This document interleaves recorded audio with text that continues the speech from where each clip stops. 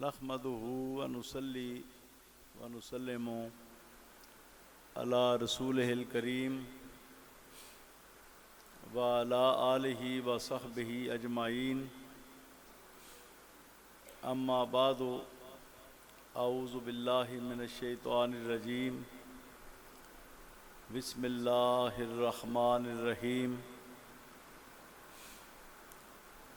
انما يريد الله ليذهب عنكم الرجس اهل البيت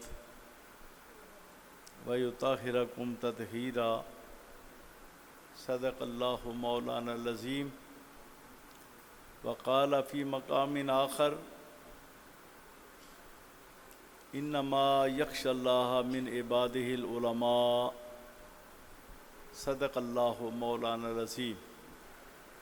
سب سے پہلی بات تو یہ ہے کہ آج یہ عرس ہے قبلہ والد صاحب کا، قطب الاولیاء استاذ الاساتذہ حضرت خواجہ پیر محمد اسلم قادری رحمۃ اللہ تعالی علیہ کا، ہمارے پیر و مرشد کا۔ آپ کے فضائل میں جو میں نے ایک فضیلت دیکھی، بہت سی فضیلتیں دیکھی، آپ پر نہ زکوٰۃ فرض ہوئی نہ حج فرض ہوا۔ آپ کبھی نصاب کے مالک نہیں بنے میرے سامنے قبلہ والد صاحب، اس لیے آپ پر زکوٰۃ فرض نہیں ہوئی، اور یہ بالکل اپنے پیر و مرشد مولا کائنات حضرت علی المرتضیٰ شیر خدا کرم اللہ وجہ الکریم کی یہ سیرت ہے۔ آپ فرماتے ہیں ما وجبت علیہ زکوٰۃ قط، مجھ پر زکوٰۃ کبھی واجب نہیں ہوئی۔ التاجب الزکوٰۃ علی الجواد، کیا سخی اور داتا پر بھی زکوٰۃ فرض ہو سکتی ہے؟ جو شب و روز خرچ کرے اس پر بھی زکوٰۃ فرض ہو سکتی ہے؟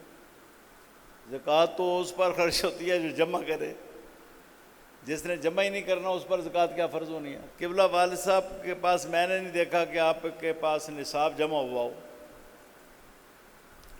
نہ گھر میں سونے کا نصاب بنا، نہ نقدی پیسوں کا۔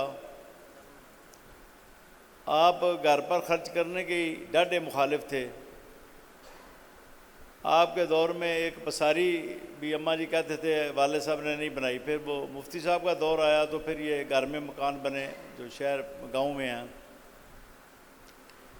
ابا جی نے پساری بھی نہیں بنائی، اماں جی دھوپ میں ہی کھانا پکاتے تھے، ابا جی نے درس پر ہی پیسہ لگایا۔ دو مکان تھے جو ورثہ میں دادا جی نے چھوڑے، ایک مسجد کے پاس تھا، وہ ابا جی نے رکھ لیا اپنی رہائش کے لیے۔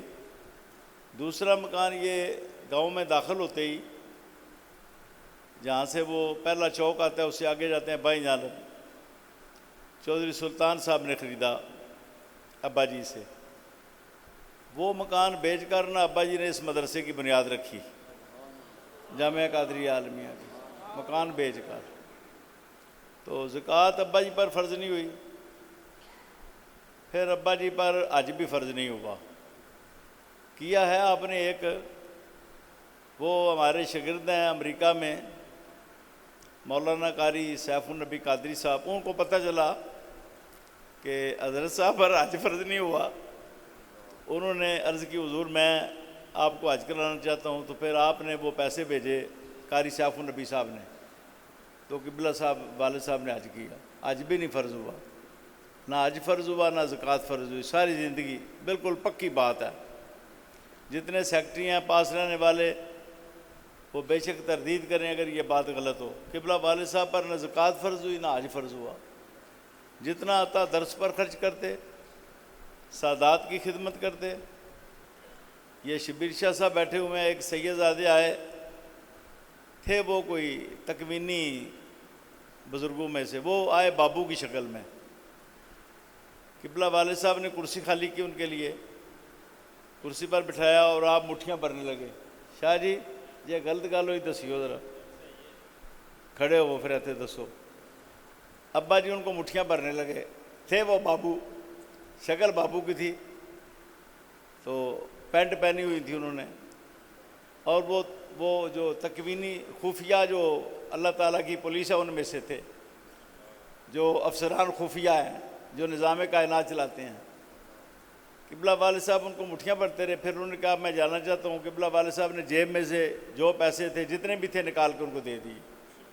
ہاں جی، جب وہ فارغ ہوئے شاہ جی سے کہا جی جاؤ شبیر جی جاؤ ان کو ذرا تھوڑا سا ودیا کرو، آگے دیوار نہیں ہوتی تھی، جہاں گیٹ ہے وہاں پر گئے تو وہ کہتے ہیں آپ واپس چلے جائیں۔ یہ واپس مڑے، پھر دیکھا تو وہ غائب تھے، وہ نظر نہیں آئے۔ تو وہ کوئی تکوینی بزرگوں میں سے تھے۔ تو آپ سادات کی خدمت کرتے، مدینہ شریف میں لنگر بھیجتے، جو تکوینی نظام ہے ان کے ذریعے اس پر بھی واقعات موجود ہیں۔ تو آپ پر زکوٰۃ فرض نہیں ہوئی، بس یہ آپ کی فضیلت میں نے بیان کرنی تھی۔ الحمدللہ آپ نے ساری زندگی کسی حکومت سے، کسی ایجنسی سے، کسی سیاسی آدمی سے پیسہ نہیں لیا۔ چودھری احمد سعید آیا، ادھر جلسہ تھا، اس کو تقریر کے لیے کھڑا کیا، اس نے کہا جی اس مدرسے کے سارے خرچے سروس مل ادا کرے گی، اس مدرسے کے سارے خرچے۔ قبلہ والد صاحب نے بعد میں فرمایا نہیں، ہمارے لیے مدینہ شریف اور بغداد شریف کافی ہے، ہمیں سروس مل سے پیسہ لینے کی ضرورت نہیں ہے۔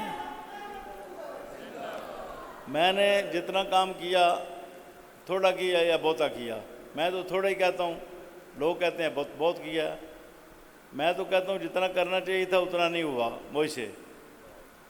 تو والد صاحب کے پیچھے نگاہ کرم تھی، ان کی حفاظت تھی، ان کی دعا تھی، ان کا تصرف تھا، جتنا بھی کام ہوا قبلہ والد صاحب کی وجہ سے ہوا، اور جتنی تحریکیں چلیں ان کی وجہ سے ہوئی، جتنی جیلیں کاٹی انہی کی سرپرستی میں ہوا سارا کام، جتنی بھی ناموس رسالت کی خدمات انجام دی، ختم نبوت کی۔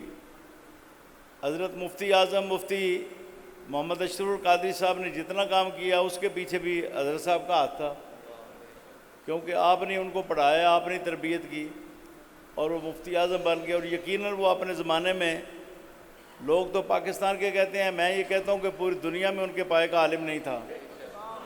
مفتی اشرف القادری صاحب جو میرے بڑے بھائی ہیں، وہ بھی ابا جی نے ان کو، چھوٹے بھی دونوں برطانیہ میں کام کر رہے ہیں، معروف صاحب اور مسعود صاحب۔ باجی ریحانہ بھی جو ہے ان کی بیٹی ہیں بڑی، جنہوں نے 52,000 عالمات پیدا کی، 52,000۔ اب باجی رضوانہ کام کر رہی ہیں، وہ بھی ان کی بیٹی ہیں، ان کی تربیت میں انہوں نے ساری تعلیم حاصل کی۔ اگرچہ میں نے ان کو پڑھایا باجیوں کو، لیکن پیچھے ہاتھ ابا جی کا تھا۔ تو قبلہ والد صاحب کی جو خدمات ہیں اتنی ہیں کہ وہ قیامت تک ختم نہیں ہوں گی، نہ ان کے شاگرد ختم ہونے والے ہیں، نہ شاگردوں کے شاگرد ختم ہونے والے ہیں، نہ شاگردوں کے شاگردوں کے شاگرد ختم ہونے والے ہیں، نہ شاگردوں کے شاگردوں کے شاگردوں کے شاگرد ختم ہونے والے ہیں۔ اتنا کام قبلہ والد صاحب نے کیا ہے، تو اللہ تعالیٰ ان کو اعلیٰ جزا عطا فرمائے ان کی اعلیٰ خدمات پر۔ تو اس فقیر نے بھی کبھی کسی سیاستدان سے چندہ نہیں لیا مدرسے کے لیے۔ لوگ ایسے الزام لاتے ہیں کہ کوئی کہتے ہیں چودھری سے پجارو تو میں نے کبھی رکھی نہیں ساری زندگی، ایک دن بھی پجارو میرے پاس نہیں آئی، تو لوگوں نے جھوٹ بولا، بدنام کرنے کی کوشش کی۔ اور میں نے کبھی چودھری شجاعت سر بھیجتا تھا پیسے ادھر، چودھری شجاعت زکوٰۃ کے لیے، ایک میر صاحب تھے ادھر کے، ادھر ان کا دیہات تھا، فوت ہو گیا، وہ میر صاحب لے کر آتے تھے، چودھری شجاعت کے سیکرٹری۔ تو مٹھائی کا ڈبہ بھی ہوتا تھا، ساتھ ایک تھیلا ہوتا تھا پیسوں کا، یہ زکوٰۃ ہے جی۔ میں ان کو کہتا کہ چودھری صاحب کو کہیں جی زکوٰۃ کہیں اور خرچ کر دیں، مٹھائی کا ڈبہ جو ہے یہ طلباء میں تقسیم کر دیں آپ۔ میں نے کبھی چودھری شجاعت سے زکوٰۃ وصول نہیں کی مدرسے کے لیے۔ ابھی چودھری شجاعت زندہ ہے، ہاں جی، چودھری شجاعت کہے کہ میں نے کبھی زکوٰۃ کا پیسہ چودھری شجاعت سے لیا ہے یا چودھری پرویز علیہ سے لیا ہے۔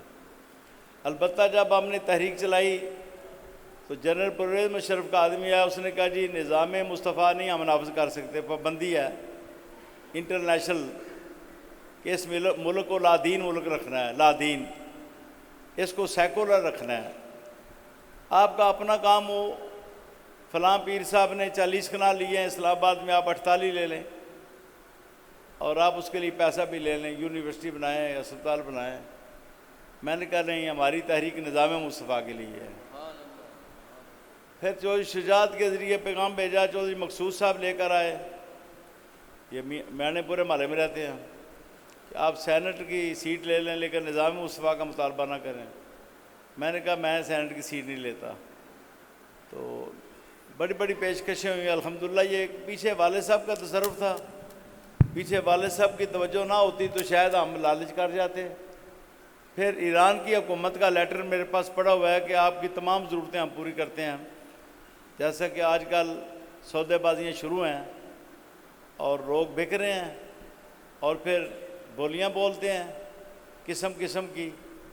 تو الحمدللہ میں نے ان سے کہا نہیں، آپ کا عقیدہ درست نہیں ہے، آپ عقیدہ درست کریں بجائے پیشکش کرنے کے۔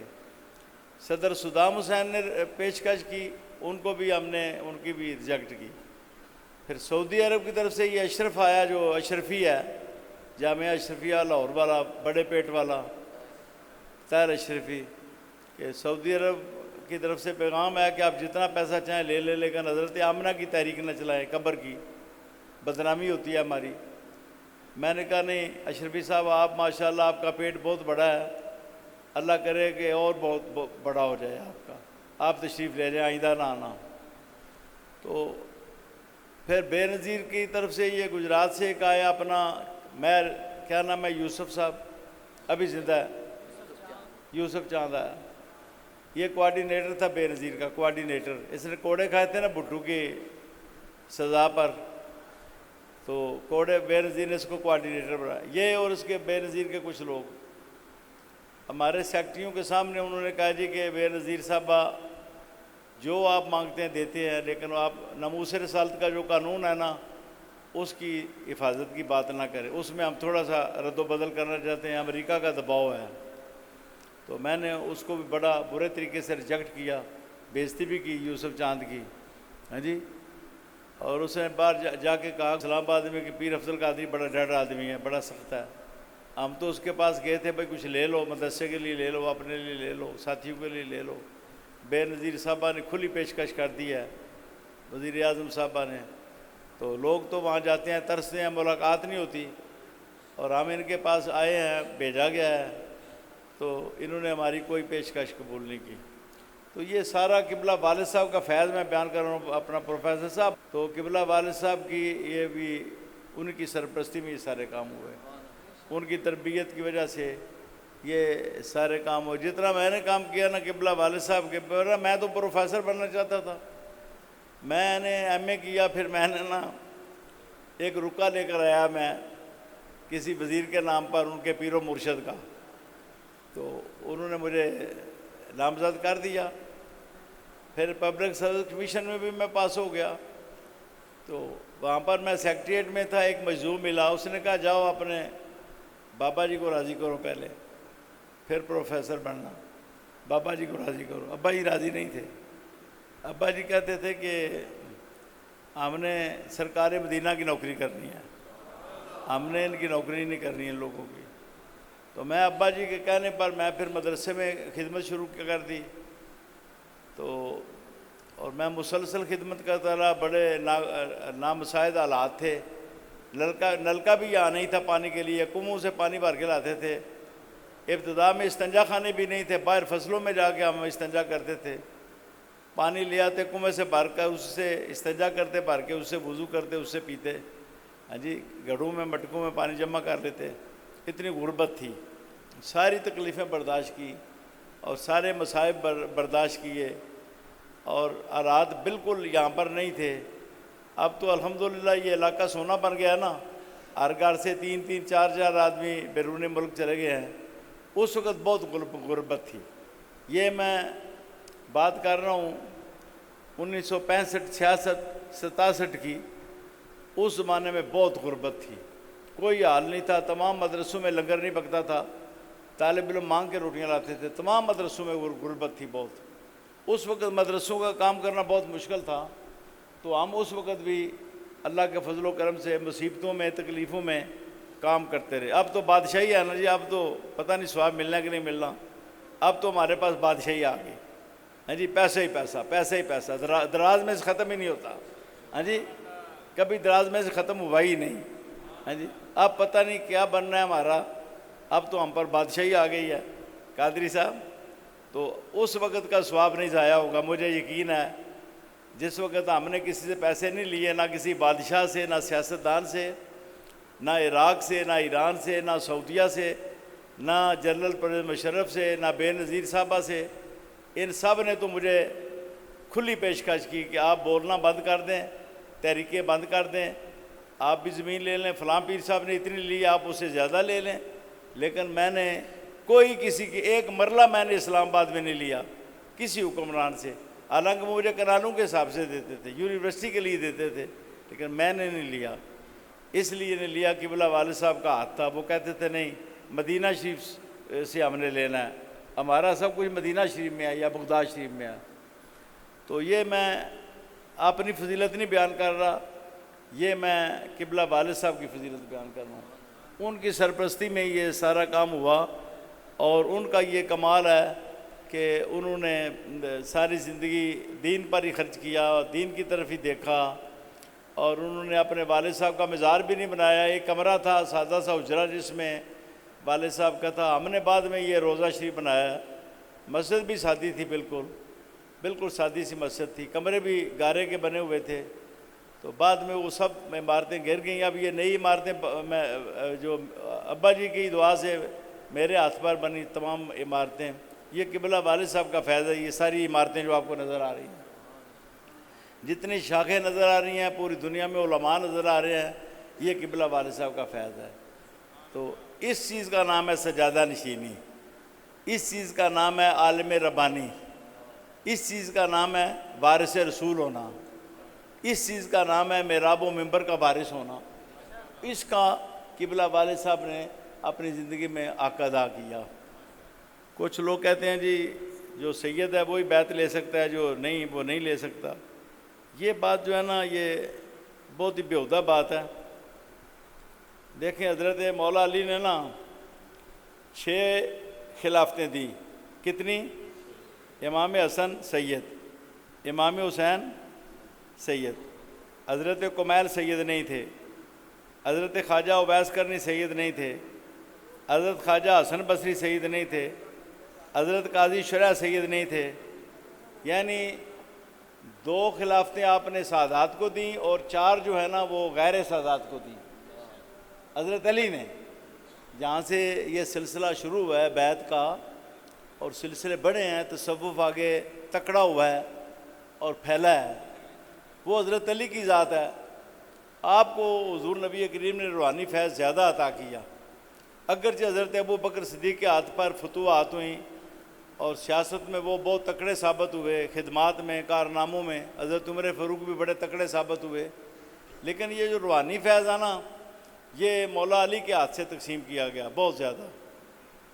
ہمارا سلسلہ قادریہ جو ہے یہ حضرت علی تک پہنچتا ہے. تو حضرت علی مرتضیٰ شیر خدا کرم اللہ وجہ الکریم بھی بیعت لیتے تھے، اور درمیان میں وسیلہ بنتے تھے. اصل میں تو بیعت اللہ سے ہوتی ہے، یا اللہ میں جان بھی تیرے سپرد، مال بھی تیرے سپرد. آج کے بعد نہ جان میں گناہ ہوگا نہ مال میں، یہ اصل میں بیعت ہے. پھر سلسلہ چلتے چلتے حضرت امام علی رضا تک پہنچا.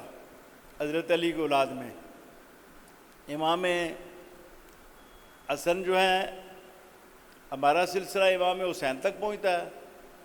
امام حسین سے امام زین العابدین، امام محمد باقر، امام جعفر صادق، پھر حضرت موسیٰ کاظم.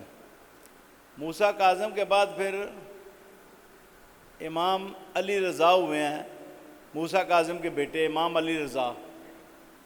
علی رضا کے بعد پھر نا معروف کرخی ہوئے ہیں.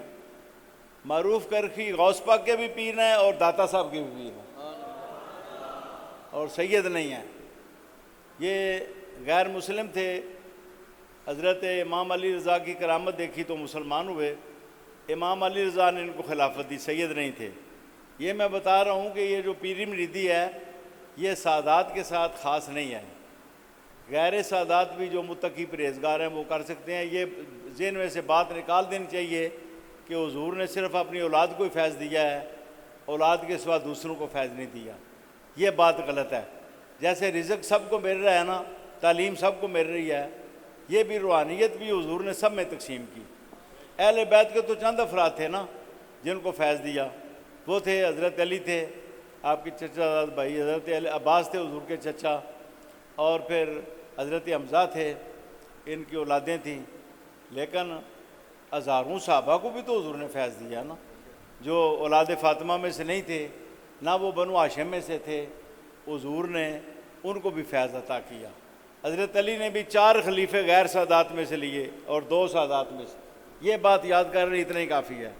جو کہے نا سید بیت لے سکتا ہے، اسے کہ حضرت علی کے خلیفے بتاؤ کتنے ہیں جی، اول تو اس کو پتہ ہی کوئی نہیں ہوگا حضرت علی کے خلیفے کتنے ہیں، نہ ہو تو آپ کتاب میں سے یاد کر لیں، یا الخلفاء الراشدون تقسیم میں کر رہا ہوں بہت زیادہ۔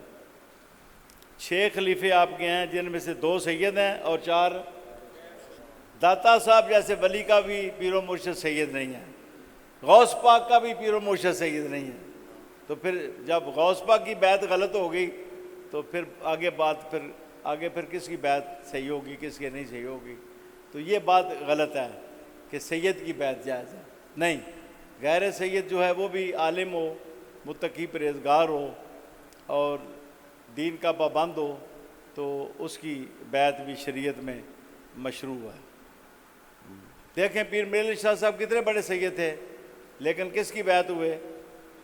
جٹوں کی، سیال شریف میں جٹوں کی جا کے بیعت ہوئے، الگ سید تھے، امام حسن کی اولاد تھے، غوث پاک کی اولاد سے پیر میرے علی شاہ صاحب، لیکن بیعت کس کے ہوئے؟ لہٰذا یہ بات غلط ہے کہ سید کی بیعت جائز ہے، غیر سید کی ناجائز ہے، یہ مسئلہ گھڑا ہوا ہے، یہ پیٹ کی شریعت ہے، یہ قرآن و حدیث کی شریعت نہیں ہے۔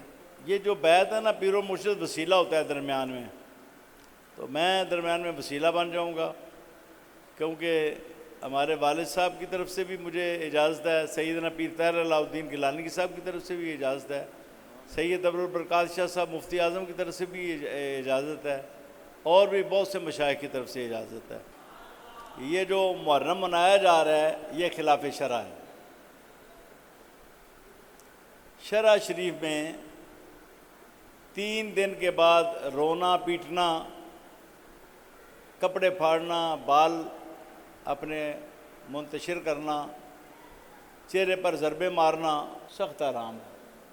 یہ محرم شریعت کے خلاف منایا جا رہا ہے، چاہے ٹی وی والے کر رہے ہیں، چاہے کوئی فرقہ کر رہا ہے، چاہے حکومت کرا رہی ہے، اور چاہے حکومت ایران کا پیسہ آیا ہوا ہے بے شمار بے پناہ، جو بھی اس کے پیچھے چیز ہے، یہ محرم جو ہے نا شریعت کے خلاف منایا جا رہا ہے،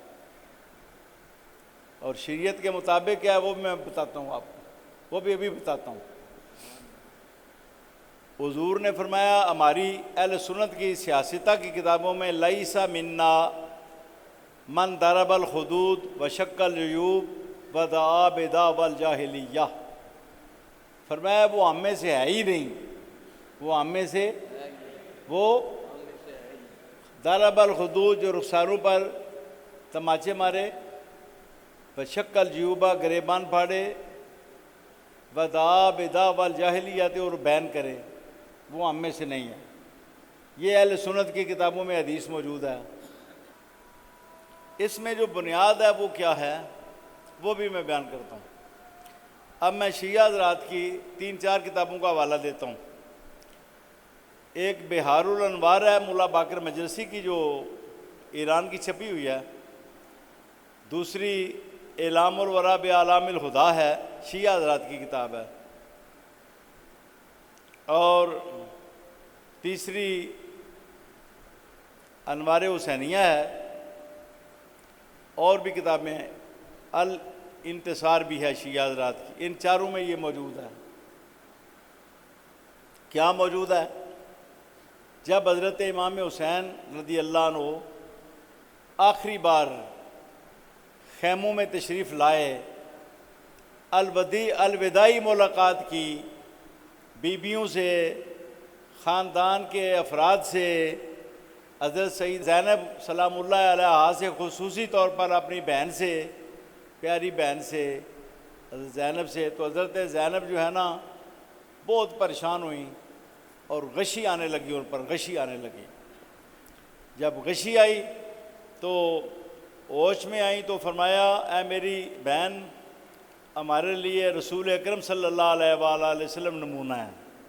اے میری بہن، ہمارے لیے رسول اکرم صلی اللہ علیہ وآلہ وسلم نمونہ ہے۔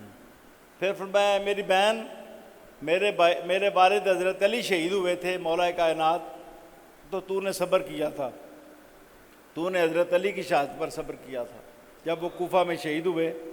اے میری بہن، تو نے صبر کیا تھا۔ فرمایا اے میری بہن سنو،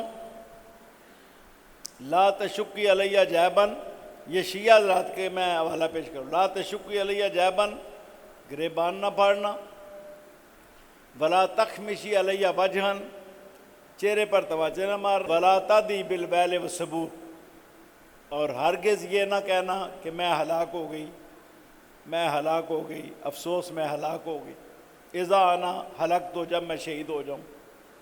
یہ حضرت زینب کو امام حسین نے آخری وصیت آپ کی یہ ہے۔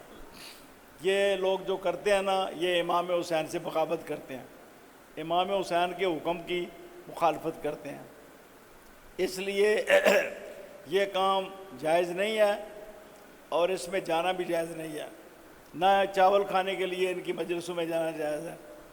فرمایا اذا رأیتم الذین یسبون اصحابی فقولوا لعنۃ اللہ علی شرکم، جب دیکھو ان لوگوں کو جو میرے صحابہ کو برا بھلا کہتے ہیں تو تم ان کے شر پر لعنت بھیجو، لعنت بھیجو۔ یہ کہیں نہیں فرمایا جا کر ان کے گھر سے چاول کھا کے آؤ، فرمایا لعنت بھیجو، جو صحابہ کو برا بھلا کرے ان پر لعنت بھیجو، یہ حکم ہے، لعنت بھیجنے کا حکم ہے جو حضور کے صحابہ کو۔ ہمارا عقیدہ یہ ہے جو اہل بیت کو برا بھلا کہے وہ بھی لعنتی ہے، جو صحابہ کو برا بھلا کہے وہ بھی لعنتی ہے۔ یہ بات یاد کر لو، جو اہل بیت کو برا بھلا کہے اور جو صحابہ کو کہے وہ بھی لعنتی، یہ عقیدہ ہی لے کر جانا ہے۔ ایک شخص مجھے کہنے لگا کہ حضور نے فرمایا من کن تو مولا فعلی مولا، جس کا میں مولا ہوں اس کا علی مولا ہے۔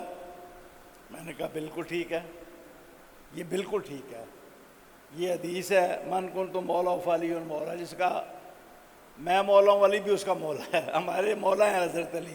لیکن حضرت علی کی موجودگی میں، حضرت علی کی موجودگی میں پوچھا جاتا حضور جماعت کا ٹائم ہے تو فرماتے مروا ابا بکر فلیصلی بالناس، ابو بکر کو حکم دو کہ جماعت کرائیں۔ دوسری نماز میں مروا ابا بکر فلیصلی بالناس، تیسری میں مروا ابا بکر فلیصلی بالناس، چوتھی میں مروا ابا بکر فلیصلی بالناس، پانچویں میں مروا ابا بکر فلیصلی بالناس، چھٹی میں مروا ابا بکر فلیصلی بالناس، ساتویں میں مروا ابا بکر فلیصلی بالناس، آٹھویں میں مروا ابا بکر فلیصلی بالناس، نویں میں مروا ابا بکر فلیصلی بالناس، دسویں میں مروا ابا بکر فلیصلی بالناس۔ مسلسل 13 نمازوں میں حضور مرو فرماتے رہے ابو بکر کو حکم دو۔ میں نے کہا خدا کے لیے اس حدیث کو بھی تو مانو نا، ہاں جی، علی مولا ہیں اور ابو بکر پہلے امام ہیں، ابو بکر مومنوں کے مولا ہیں اور ابو بکر حضرت علی کے بھی امام ہیں۔ اب سنو کتنی نمازیں حضرت علی نے پڑھی۔ ابو بکر صدیق کے پیچھے مولا علی نے 3550 نمازیں پڑھی ہیں، اور کہا ہے پیچھے سے امام کے جی، ان باتوں کو بھی تو ماننا ضروری ہے نا۔ حضرت عمر فاروق کے پیچھے 18,637 نمازیں پڑھی ہیں، کتنی؟ اور حضرت عثمان غنی کے پیچھے 21,300۔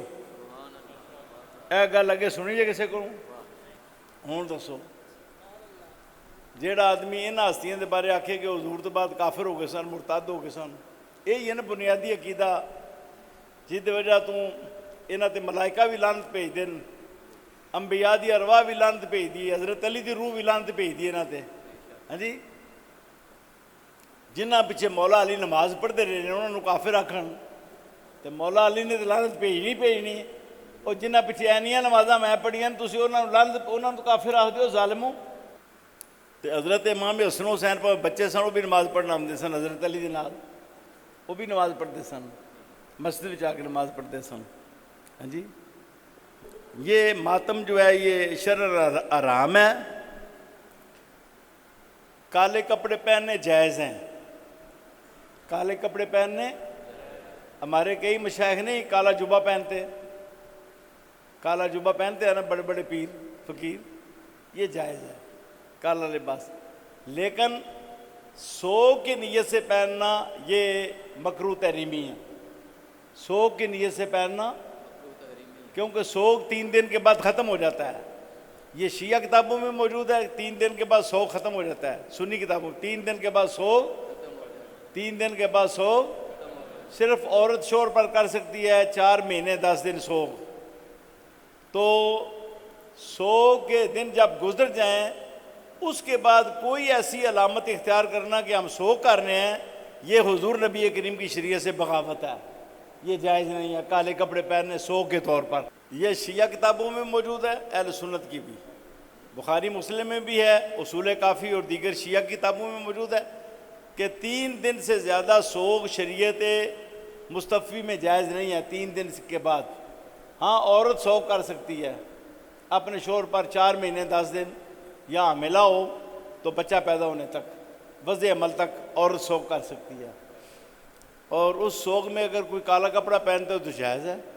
لیکن 3 دن کے بعد رسول اکرم صلی اللہ علیہ وآلہ وسلم کے سوگ میں بھی کالا کپڑا پہننا جائز نہیں ہے، نہ کربلا والوں کے سوگ میں کالا کپڑا پہننا جائز ہے. اور جب یہ محرم آتا ہے نا، جو لوگ کپڑے پہنتے ہیں نا، یہ شیعہ حضرات کی فقہ کی بھی مخالفت کرتے ہیں اور اہل سنت کی فقہ کی بھی مخالفت کرتے ہیں، دونوں فقہوں کی، شیعہ کی بھی اور سنیوں کی بھی.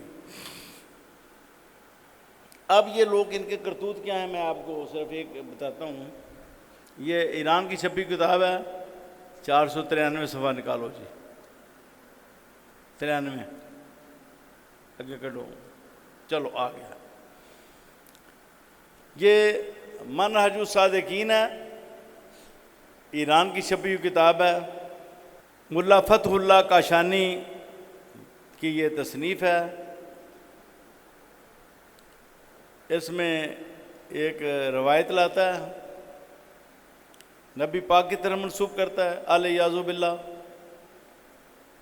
من تمتع مرتان، جو ایک مرتبہ چکلا کرے، متع کا معنی چکلا ہوتا ہے، جو ایک مرتبہ چکلا کرے اس کا درجہ امام حسین کے برابر ہے. درجتہ کا درجۃ الحسین. ومن تمتع مرتین، جو 2 مرتبہ متع کرے تو اس کا درجہ حضرت امام حسن کے برابر ہے. ومن تمتع ثلاث مرات، جو 3 مرتبہ چکلا کرے، کان درجتہ کا درجۃ علی ابن ابی طالب علیہ السلام، اس کا درجہ حضرت علی بن ابی طالب علیہ السلام کے برابر ہے. یہ کتاب میں لکھا ہوا ہے. ومن تمتع 4 مرات، فرماتے ہیں کہ نبی کریم نے فرمایا جو 4 مرتبہ چکلا کرے اس کا درجہ میرے درجے کے برابر ہے.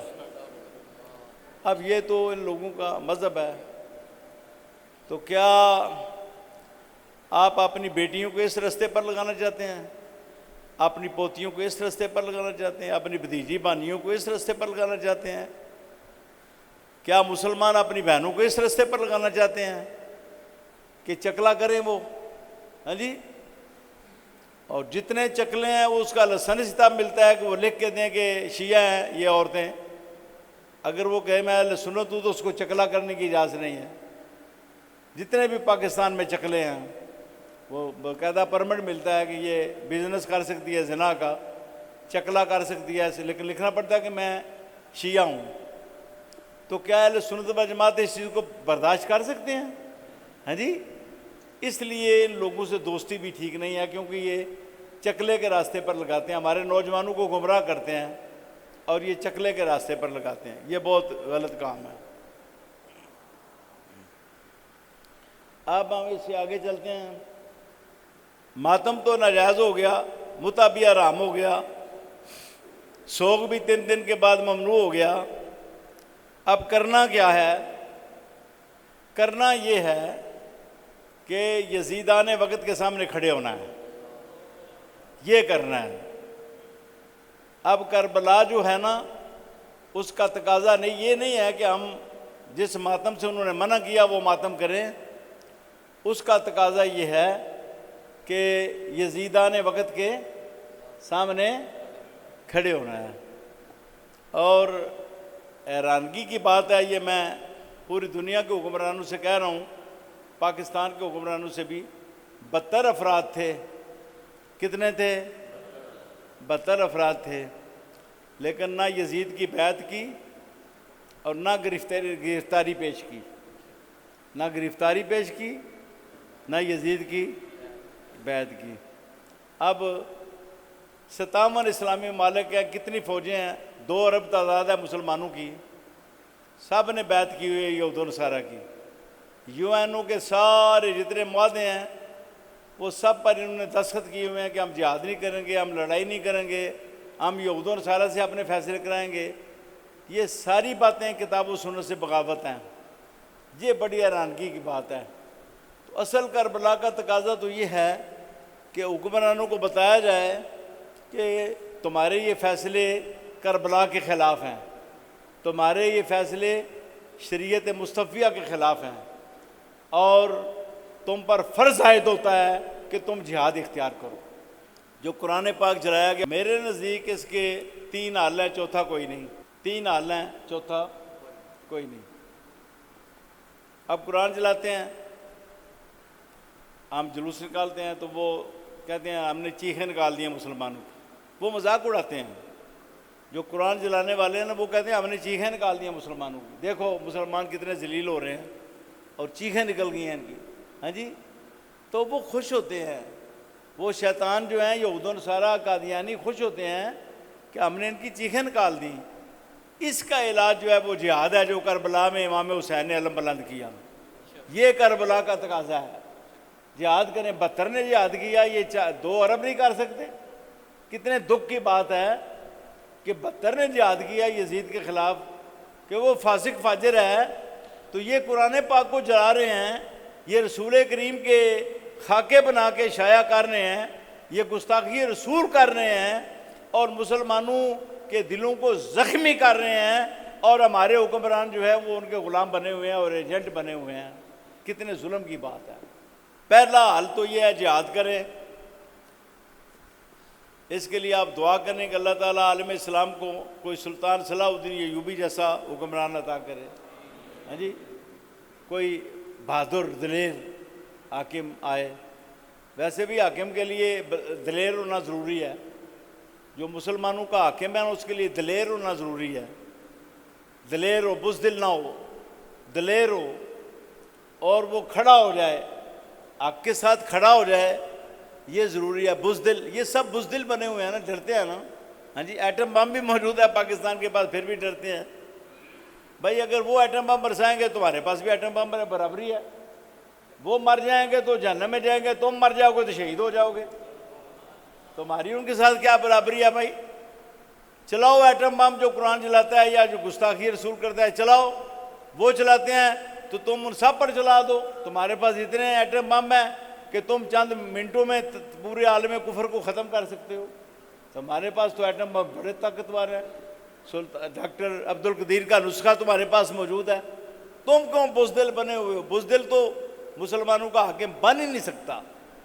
حاکم کے لیے سب سے پہلی شرط یہ ہے کہ وہ مسلمان ہونے کے بعد دلیر ہو، اس کا دلیر ہونا ضروری ہے، اور پورا پکا حسینی ہو، پکا حسینی، پکا حسینی ہو، امام حسین کے نقش قدم پر چلنے والا ہو۔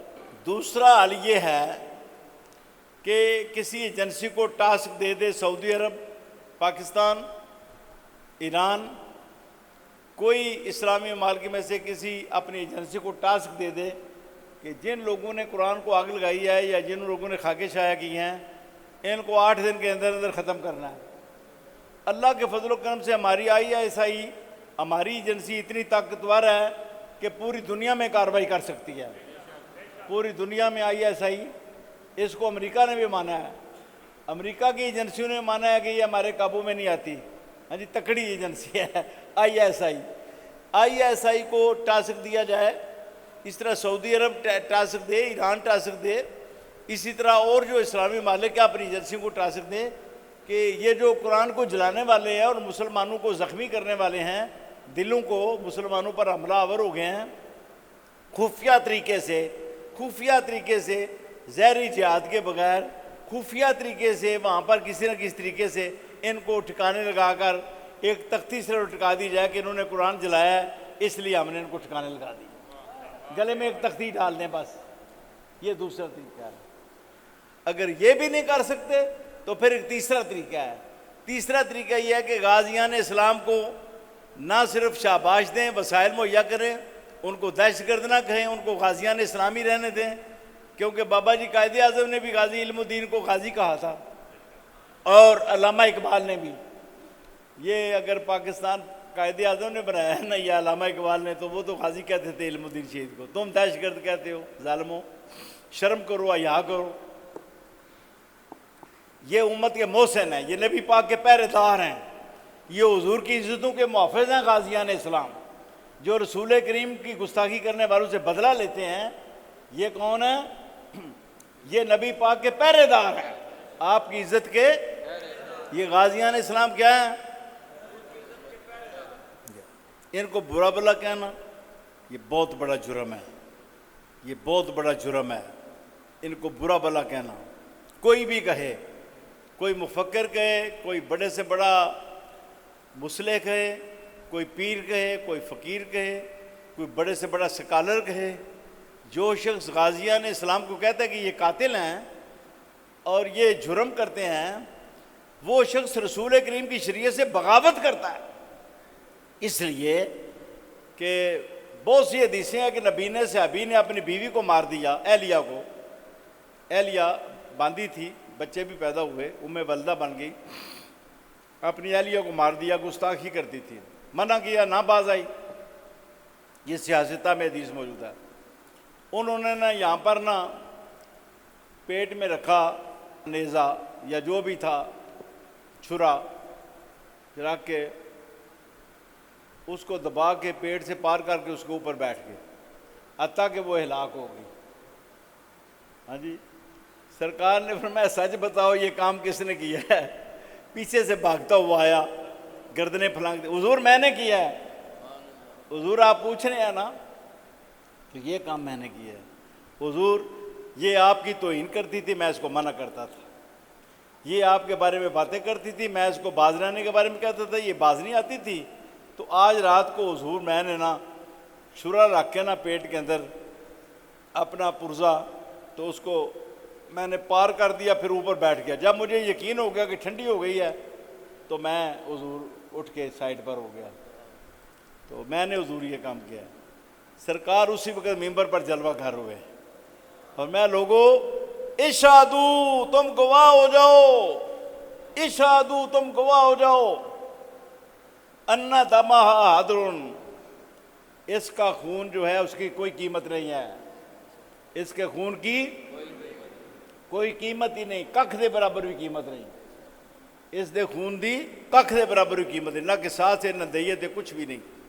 ہوں وہ لوگ دس جنہیں اندر تشدد، ہم ظلم و تشدد کرنے والے نہیں ہیں، ہم ظلم و تشدد کرنے والے نہیں ہیں۔ مریدوں کو کہتے ہیں کہ یہ غازی والا کام نہ کرو، ہم ظلم۔ اب وہ بتائیں یہ کہاں سے باتیں آ رہی ہیں؟ یہ کس کو خوش کرنے کے لیے باتیں ہو رہی ہیں؟ اس سے اسلام کو نفع پہنچ رہا ہے یا اسلام کے ساتھ یہ زیادتی ہے؟ حضور کا پہرا ختم کرنے والے لوگ، نبی پاک کا پہرا ختم کرنے والے لوگ غازیان اسلام کی۔ تو تیسرا یہ ہے، اگر جہاد نہیں کرتے قرآن جلانے والوں کے خلاف، اگر جہاد نہیں کرتے، ایجنسیوں کو ٹاسک نہیں دیتے، دوسری صورت۔ تیسری یہ ہے کہ غازیان اسلام کے بارے میں کہہ دیں جی جو بھی غازی کرے گا نا جی اس کے بال بچے کی بھی ذمہ دار حکومت ہوگی، اس کے کرائے پاڑے کی بھی ذمہ دار حکومت ہوگی، اس کے خرچے بھی دیں گے، اس کو اسلحہ بھی دیں گے، پوری رہنمائی کریں گے، پوری تربیت بھی کریں گے، اس پر وار کرنے کی گستاخی قرآن پر ہم پورے وسائل بھی دیں گے۔ یہ غازیان اسلام کو کھلی چھٹی دے دیں جی۔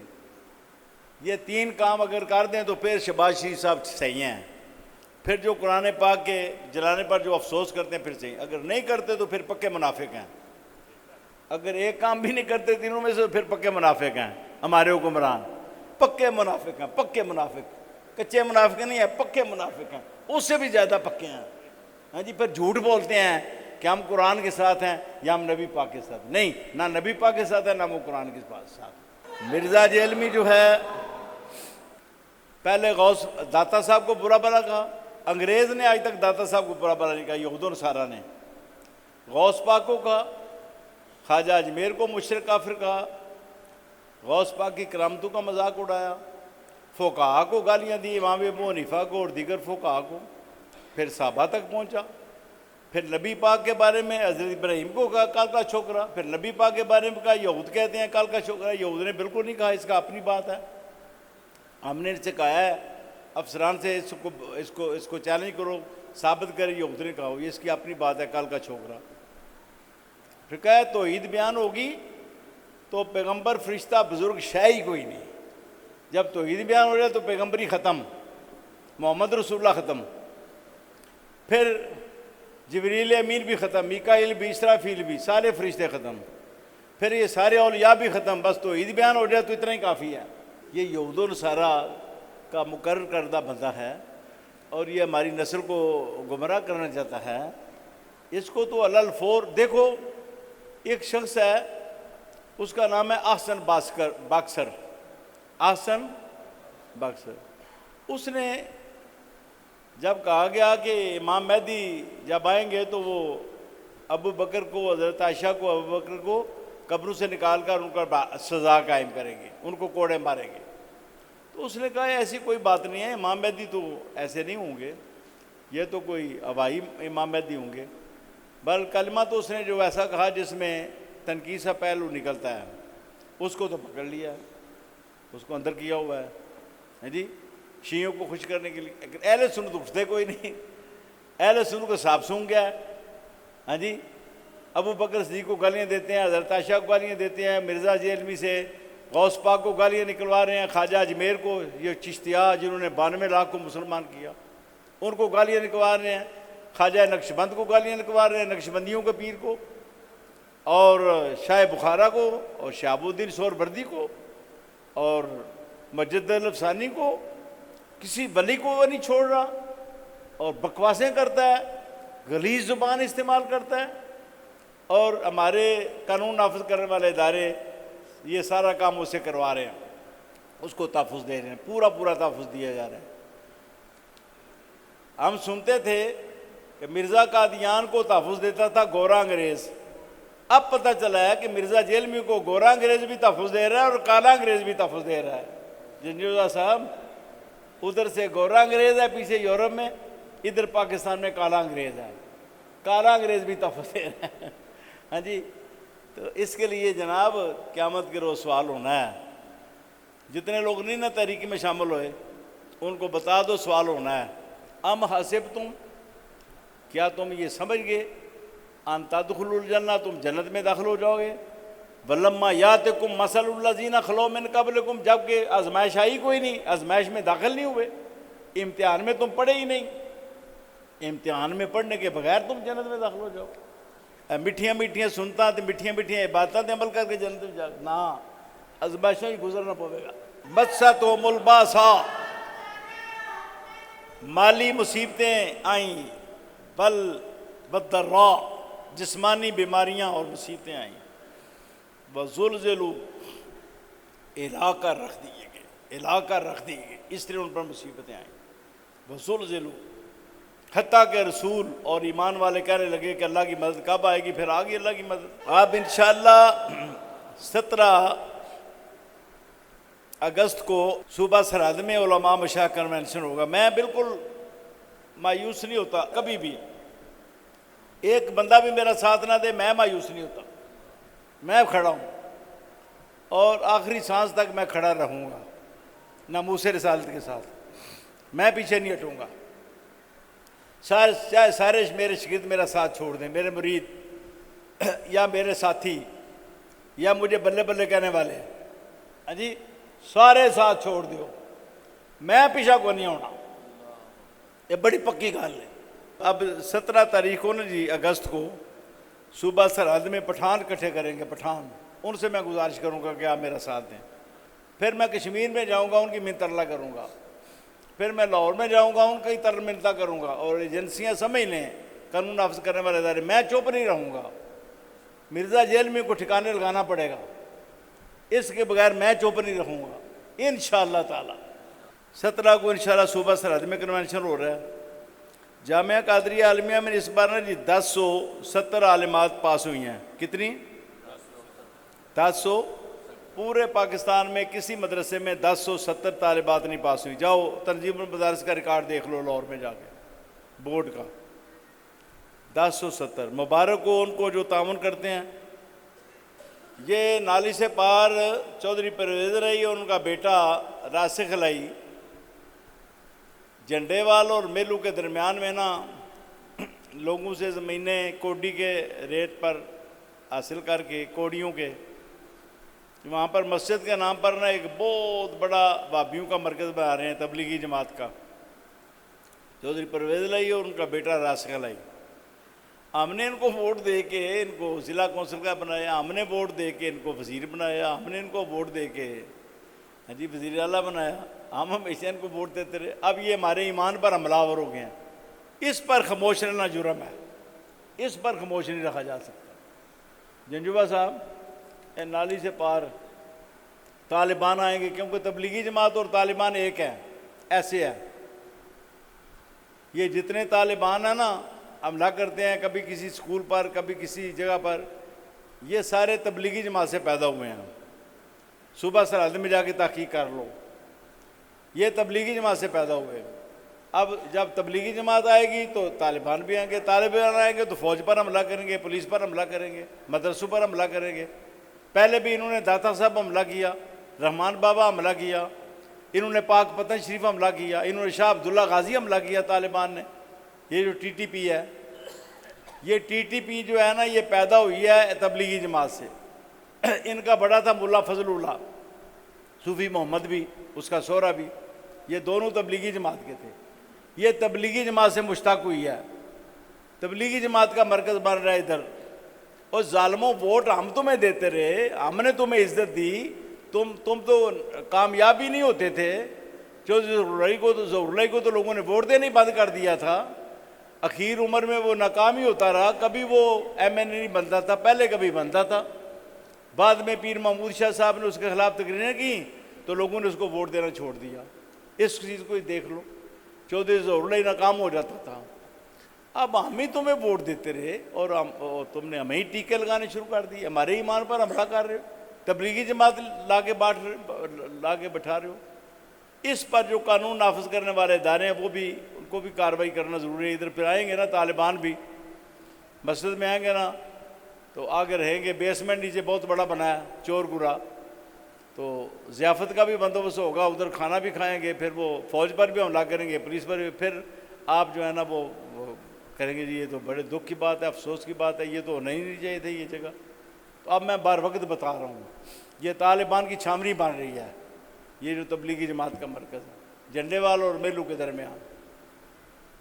جو انٹرنیشنل ایجنسیاں ہیں وہ پاکستان میں اسلام کو ختم کرنا چاہتے ہیں، اس لیے نعرہ رسالت ختم، پولیس میں بھی، فوج میں بھی، اللہ اکبر، نعرہ تکبیر،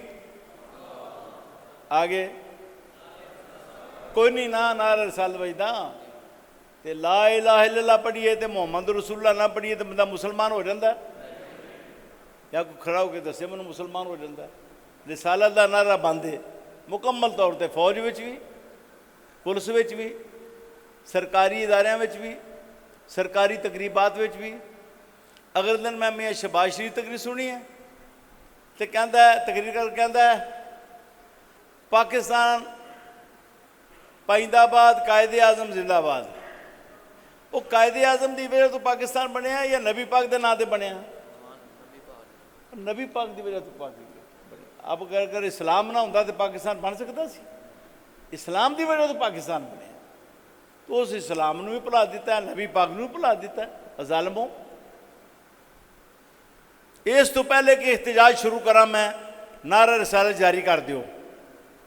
پہلے نعرہ تکبیر ہوئے گا، پھر نعرہ رسالت ہوئے گا، اگے پھر نعرہ حیدری ہوئے گا۔ لا کے دسو ذرا قاری صاحب، نعرہ تکبیر، نعرہ رسالت، نعرہ حیدری بلے شیرو خوش کر سڑیا جی. مدارس کو بدنام کیا جا رہا ہے, علماء کو. یہ سیکولر ملک کو بنانے کے لیے یہ سارے کام ہو رہے ہیں. محراب و ممبر کے خلاف ٹی ویوں پر تقریریں ہو رہی ہیں, علماء کے خلاف, مساجد کے خلاف. ان حالات میں خانقاہوں کو چاہیے کہ وہ تکڑا کردار ادا کریں. ہمارے پیر, ہمارے جتنے بھی دورہ حدیث پڑے ہوئے ہیں نا, سب کو میں نے پیر بنا دیا ہے. آگے نہ بنے تو ان کی مرضی ہے. قادری صاحب کوئی نعت خوان بن جائے, تو کوئی امام مسجد بن جائے, تو کوئی ٹیچر لگ جائے سکول میں, نہ بنے تو انہوں کی مرضی. میں تو سارے نو پیر بنا دیتا ہے. ہاں جی, سندا بھی دے دیتی نے. او خدا دیو بندیو, خانقاہ میں کردار ادا کرو. کردار وہ ادا کرو جڑا غوث پاک نے کیتا. غوث پاک کو جس ویلے عالم پیدا ہوتے سن نا, تو فرماتے سن ادھے جڑے نے نا وہ تو مدرسے جا کے سنبھال لو, ادھے جڑے نے سلطان صلاح الدین ایوبی کو چلے جاؤ, اتنے جہاد فلسطین بھی شامل ہو جاؤ, جا کے فلسطین فتح کرنی ہے. یہ جڑا سی نا ابن قدامہ چیف کمانڈر سلطان صلاح الدین ایوبی دا, یہ غوث پاک دا آخری شاگرد سی. ایسی کردار خانقاہاں دا. اے حلوے کھانا نہیں سی. حلوے کھانا, پیسے کٹھے کرنا, نیازاں کٹھیاں کرنیاں, مرید بنانے, جھوٹیاں کرامتاں بیان کرنیاں اپنیاں, باہر بندے بھاسڑ نے وہ فضائل بیان کرن, اے پیراں دا کم کو نہیں سی. پیر جڑے سن وہ جہاد کرتے سن. اے امام اعظم ابو حنیفہ دے پیر جڑے سن, محمد نفس زکیہ, وہ کربلا دے تلے شہید ہوئے, انہوں نے رانگ کوری کو لیندا. اچھا اے بھی ایک ناانصافی جے, سارے امام حسین دی اولاد وچ آ گئے تے امام حسن دی اولاد وچ ایک بھی امام کوئی نہیں. کیوں جی؟ امام حسن فیض تو خالی نے. قادری صاحب یار کوئی بندہ اٹھ کے دسو امام حسن فیض تو خالی نے, تو امام حسن دی اولاد بھی امام کو نہیں کیوں نہیں؟ ادھر ذرا سوچو, یہ سارا یہ رافضیت دا کرتوت ہے. سارے امام حسین دی اولاد جو آ گئے, تو امام حسن دی اولاد بھی غوث پاک نے, وہ امام ہی کو نہیں جنہوں نے ساری دنیا فیض پہنچا.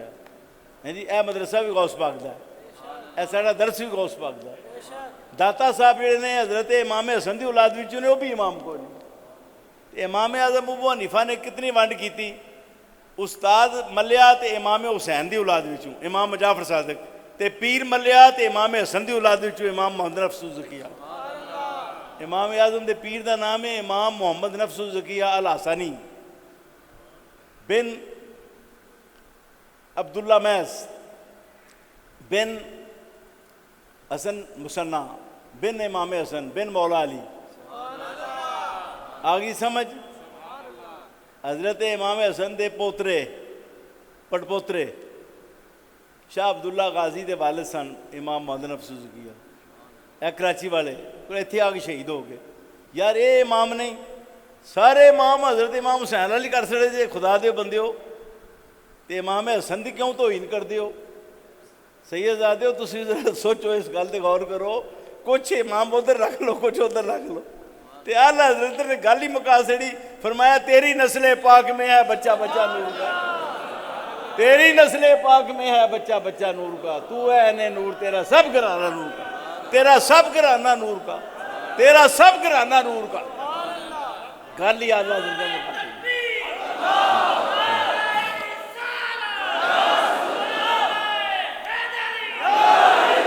امام دا معنی ہوتا ہے پیشوا, امام دا معنی ہوتا ہے پیشوا.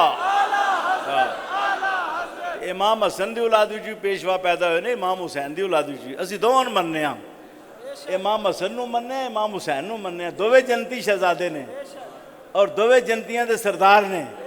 امام حسن امام حسین دے بھی پیر نے. امام حسین نے خود امیر معاویہ دی مسجد سے کیا, میرے پیر بیٹھے, انہوں نے بیعت کر لی, تو میری بھی بیعت تے جا گئی. امام حسن امام حسین دے بھی پیر نے.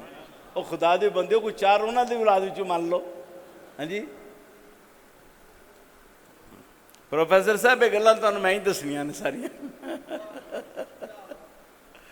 اچھا جی, امام اعظم ابو حنیفہ نے بڑا سونا فیصلہ کیتا.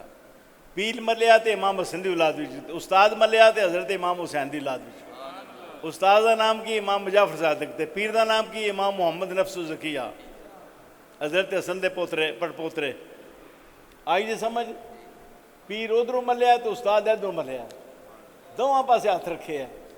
حضرت حسن دے خزانے میں بھی حضرت حسین دے خزانے میں بھی امام اعظم ابو حنیفہ تاں ہی امام اعظم بنے نا، ایویں تو نہیں بن گئے. ہاں جی. تو اسلام نو مٹایا جا رہا ہے. اس وقت خانقاہ تگڑیاں ہو جاؤ، خانقاہ تے مسجداں تگڑیاں ہو جاؤ. اے جتنے جج ہے پہلا مسجد وچ الف بے پڑھتے ہیں، یہ پہلے ایتھے ہی پڑھتے ہیں، ایتھے ہی سالامہ پڑھتے ہیں، ایتھے ہی جارابہ پڑھتے ہیں. آ گئی سمجھ؟ اے جج سارے اتھوں پڑھ کے جاندے ہیں، جرنیل سارے مسجد ہی پڑھ کے جاندے ہیں. مسجد کا نظام بہتر کر دو تو ہر چیز ٹھیک ہو جائے گی. ہاں جی. مسجد ہی نماز پڑھا کے تو پڑھایا کرو قرآن لوگوں کو. جیڑا بچہ نہ ہوئے گھروں لے کے آیا کرو. کم از کم 100 بچہ تاری مسجد ہونا چاہیے، کم از کم ہر مسجد 100 بچہ. انہاں بچیاں نو قرآن بھی پڑھاؤ، نمازی بھی بناؤ، اور انہاں بچیاں نو عقیدہ بھی سکھاؤ. انہاں نو اہل بیت دی محبت بھی سکھاؤ، انہاں نو قرآن دی محبت بھی سکھاؤ، انہاں نو صحابہ دی محبت بھی سکھاؤ، اور جنہاں قرآن لیندا انہاں دی محبت بھی سکھاؤ. مدرسے بھی تگڑے کرو. مدرسے تاں ہی تگڑے ہونے جس وقت مدرسے فنڈ دینا، تو جی فنڈ ہی بند کر دیو. کوئی عمران خان لے جائے تو کوئی وہ لے جائے نچ پجامن نچ پجامن نچ او سیال کوٹ والا کی نام ہے ادارے دا، اور ادارے دا نام کی سو سہارا. کچھ نچ والا لے جائے تو کچھ عمران خان لے جائے تو کوئی اور عیدی والا لے جائے. ہاں جی. جنہوں پتہ ہی نہیں میں مسلمانوں سے خرچ کر رہا ہے یا کافر دے زکات دا پیسہ دبی آمدا ہے. ہاں جی. تمیز ہی کوئی نہیں، تہاڈی زکات ساری خراب کر چھڑ دے. سب تو پہلے حدیث تے پیسہ خرچ کرو تاکہ قرآن حدیث مضبوط ہوئے، دین مضبوط ہوئے، شریعت مضبوط ہوئے. شریعت مضبوط ہو گئی تو سارے شعبے تواڈے مضبوط ہو جان گے. ایک میں گل تہاڈے نال کرنا بڑی تگڑی، جتنے لوگ مسجداں کمیٹیاں شامل ہو، اپنے گھراں دا خرچے دا اندازہ لاؤ کتنا ہے، پھر امام دی تنخواہ دا اندازہ لاؤ. بس اپنے گھر دا خرچہ کتنا مہینے دا، امام دی تنخواہ کتنی. جی اپنی گھر دا خرچہ لکھ تک پہنچتا ہے تو امام دی تنخواہ 15-20 ہزار ہے، کتنی نا انصافی ہے. جہدے پیچھے نماز پڑھنی ہے وہ دی تنخواہ ہی کوئی نہیں، وہ بچہ بیمار ہو جائے وہ علاج ہی نہیں کرا سکتا. وہ بیچارہ پھر ہسپتال ہی دھکے کھانا رہتا ہے. فری علاج مینوں ملے، فری علاج ملتا کوئی نہیں. ڈاکٹر فری علاج کرتے ہی کوئی نہیں. اور ڈاکٹر جہے ٹیسٹ کراندے نے بڑے بڑے پیسے خرچ کراندے نے، اور بڑی بڑی فیساں نے رکھیاں. وہ دل چاہے تو مسجد دی ایک تنخواہ ساری ایک بچے دے ایک دن دے علاج تے سارا خرچ ہو جائے. خدا دا نا جے اماماں نو عزت دیو تے مسجد نو عزت دیو.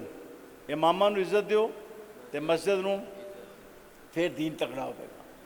تے جے تساں مسجد ہی کمزور کر چھڑی، مسجد نو چلانا تے امام نے نا کہ فرشتیاں نے آمنا ہے. دسیا پاکستان کتنی مسجداں لکھاں نے، کسے بابا جبریل آ کے جماعت کراندے ہون سنیا نہیں کدے. اور یار اماماں نے چلانی مسجداں، فرشتیاں نہیں چلانیاں. جدوں اماماں نے چلانیاں تو انہاں دی تنخواہ صحیح مقرر کرو، اونج بھی خدمت کرو، جیباں بھریا کرو انہاں دیاں. ہاں جی. ہزاروی صاحب جس نے میرے استاد عبدالغفور ہزاروی، انہوں نے کہا کہ ہزاروی کھاندا ہے مسجد کے پیسے. آپ نے جمعے والے دن بیٹھ کے ایک بندہ کھلوایا، کہندا تو کی کرنا ہے؟ جی میں حلوائی ہاں. فرمایا کتوں کھانا ہے؟ حضور میں اسے دکان وچ کھانا. تو فرمان لگے اے حلوائی ہے تے دکان وچ کھاندا ہے تے میں مولوی ہاں تے میں مسجد وچ کھانا ہے، میں کتوں اور کھانا ہے؟ پھر ایک اور کھلوایا، تو کی کرنا ہے؟ میں مچھلیاں کا کاروبار کرنا ہے. کھانا کتوں ہے؟ جی اتھے کھانا. فرمایا مچھلیاں کا کرتا ہے تو وہ وچوں کھاندا ہے تے میں بھی اتھے کھانا مسجد وچوں. میں مسجد کا کرنا، میں کتوں کھانا؟ کھاندے کو نہیں سن. ویسے انہاں جے فوت ہوئے نے سب تو زیادہ پیسہ انہوں نے بینک وچ سی، کیونکہ انہاں لوگ اس زمانے 100 150 200 روپیہ خدمت کرتے سن، جدوں تنخواہ 30 روپے ہوندی سی. اور بڑی عزت سی انہوں دی، بڑا مقام سی ہزاروی صاحب دا. بڑے متقی پرہیزگار سن. پیر میر علی شاہ صاحب دے بلا واسطہ خلیفہ سن اور مریض سن. گولڑا شریف وہی تقریر کرتے سن عرس اتے ساری زندگی. پھر فرمان لگے، میں تمہیں واقعہ دسنا، فرمان لگے ماں مسجدہ نہیں کھانا. ویسے تمہیں دسیا جائز ہے میرے واسطے کھانا، لیکن ماں نہیں کھانا. اس واسطے کہ جتھے تقریر تے جانا لوگ مینوں تھیلا دیندے نے نوٹاں دا، مینوں کی لوڑ ہے تنخواہ مسجد دا کھان دی. پھر کہنے لگے اے ویکھیا بندہ بیٹھے ہی، انہیں جمعرات والے دن نہ میری دعوت پکائی آ. میں گیا ہوں، انہیں رستے صاف کیتے نے، انہیں گلیاں صاف کیتیاں نے، انہیں پتیاں میرے تے نشاور کیتیاں نے، ਇਹਨੇ ਰਸਤੇ ਹੀ ਕਲੀਨ ਪਾਏ ਨਹੀਂ, ਮੈਂ ਜਿੱਥੋਂ ਮੈਂ ਲੰਘ ਕੇ ਜਾਣਾ ਹੈ, ਅੱਗੇ ਤਕੀਏ ਧਰੇ ਨਹੀਂ ਸੱਜੇ ਖੱਬੇ ਪਿੱਛੇ, ਥੱਲੇ ਗੱਦੇ ਵਿਛਾਏ ਨਹੀਂ, ਉੱਥੇ ਨੂੰ ਇਹਨੇ ਮੈਨੂੰ ਬਿਠਾ ਕੇ ਤੇ ਫਲਾਂ ਖਾਣੇ ਨੇ ਮੇਰੇ ਅੱਗੇ ਰੱਖੇ ਨਹੀਂ। ਮੈਂ ਨਿਕਲ ਲੰਗਾ ਤੇ ਇਹਨੇ ਮੈਨੂੰ ਥੈਲੀ ਦਿੱਤੀ ਹੈ, ਹਜ਼ੂਰ ਤੁਹਾਡੀ ਖਿਦਮਤ ਹੈ। ਫਿਰ ਮੈਂ ਰੌਲ ਗਾਉਂ ਆਇਆ ਤੇ ਇੱਕ ਹੋਰ ਥੈਲੀ ਦਿੱਤੀ, ਹਜ਼ੂਰ ਹੈ ਆਪਦੇ ਤਾਲਿਬ ਇਲਮਾਂ ਦੀ ਖਿਦਮਤ ਹੈ। ਉਹਨੂੰ ਆਂਦੇ ਤੂੰ ਸਾੜਨਾ, ਫਿਰ ਜਿਹਨੇ ਆਖਿਆ ਨਾ ਖਾਂਦੇ ਨੇ ਆਂਦੇ ਨੇ ਸਾੜਨਾ, ਹੁਣ ਫਿਰ ਇਹ ਜੁਮੇ ਦੇ ਇਜਤਮਾ ਸਾੜ, ਮਨ ਤਾਂ ਲੋਕ ਥੈਲੀਆਂ ਦਿੰਦੇ। ਉਹ ਜਨਾਬ ਤੁਸੀਂ ਥੈਲੀਆਂ ਬੰਦ ਕਰ ਦਿੱਤੀਆਂ ਨੇ ਉਲਮਾ ਦੀਆਂ, ਇਮਾਮ ਮਸਜਿਦ ਦੀਆਂ ਥੈਲੀਆਂ ਬੰਦ ਕਰ ਦਿੱਤੀਆਂ, ਤਨਖਾਹਾਂ ਥੋੜੀਆਂ ਨੇ, ਥੈਲੀਆਂ ਦੇਣੀ ਸ਼ੁਰੂ ਕਰ ਦਿਓ। اور نبی پاک خوش ہونے حضور دے مسئلے تے کھلوندے نے امام، یہ حضور دا مسئلہ آباد کیتا ہوا انہاں نے، انہاں تھیلیاں دیا کرو، خدمت کریا کرو، انہاں نو کدی کدی کپڑے سوا کے دیا کرو سونے، بچی جوان ہو جائے تو شادی دے وچ حصہ پایا کرو، مکان نہ ہوئے تو آخو جی مکان بناؤ اسی بھی سریا لیا کے دیاں گے، مسئلہ ہی کوئی نہیں۔ اماماں دی خدمت کرو تو اینی خدمت کرو کہ امام آکھن سانوں تے لوڑ ہی کوئی نہیں کسی چیز، پھر مسجداں تہاڈیاں آباد ہون گیاں۔ تے جے امام ہی تہاڈا محتاج ہے بیچارہ، ہیں جی وہ گلیاں نو سیک دیا، وہ ایسپرو نہیں کھید سکتا، وہ ڈسپلن نہیں کھید سکتا، تو مسجد کس طرح آباد ہوئے گی؟ تگڑے کام تو بغیر مرزا نہیں جے قابو آمدا، کم تگڑا کرنا پینا ہے شاہ جی، تگڑا کام کرنا ہے۔ تسی سارے منو بعد بھی جلسے تو بعد گھنٹی دیو، کال پرسوں چوتھ تے میں انشاءاللہ تعالیٰ تگڑا اعلان کر دینا۔ یہ کیڑی گل ہے؟ ہاں جی مرزا کیوں نہیں قابو آمدا؟ یہ ہوندے کون نے مرزے کو بکواس کرانے والے؟